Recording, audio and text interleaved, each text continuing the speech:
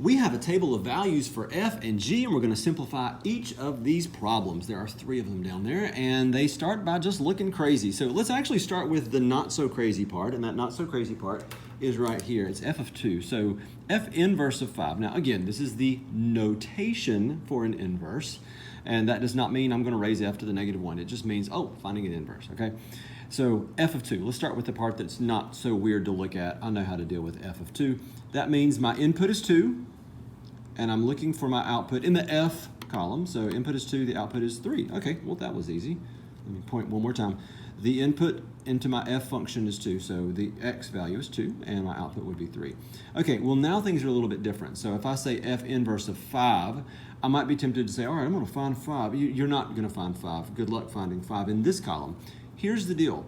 Because this is f inverse, I'm not going to look at an x value to find an output. I'm looking at technically an output to find my input. And I just pointed at the answer, but here it is. F inverse of 5. So we're going to look in the f column at an output of 5 and say, okay, now what input, what x value gave me that? And it was 3. Notice I'm ignoring the g column right now. There are no g's in this problem. So input was 5, output technically was 5. My input would have been 3. So I have 3 plus 3, and let me grab a calculator. I'm kidding, it's 6. Okay, let's go to the next one, and we have dealt with this. G of g inverse of 9. G of g inverse. I wonder what I can do with that. Well, let's find out. G of g inverse of 9. So I'm going to start with an inverse function at g of 9. So I'm looking here for what would be an output of 9.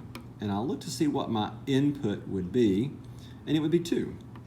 Okay? So this means that this part right here, that's 2. So I really have g of 2, and plus some other stuff. We'll deal with that later. So plus blank, blank, blankety blank. Figure it out later. G of 2. G of 2 is, well, input is 2, output is 9. So we already knew that, actually. This goes back to one of the observations we've made about inverses.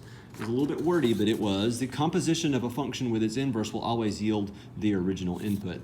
So a composition of a function with its inverse always yields the original input. I could have just put 9 and saved myself a whole bunch of trouble, right? Okay, so let's move on. G of 0. So I'm going to use no inverse here. Just going to plug in a 0 into the g function, and I get a 1. Okay, that's good to know. So I get a 1. Now, I still haven't dealt with this g. I've dealt with that one, but I haven't dealt with the other.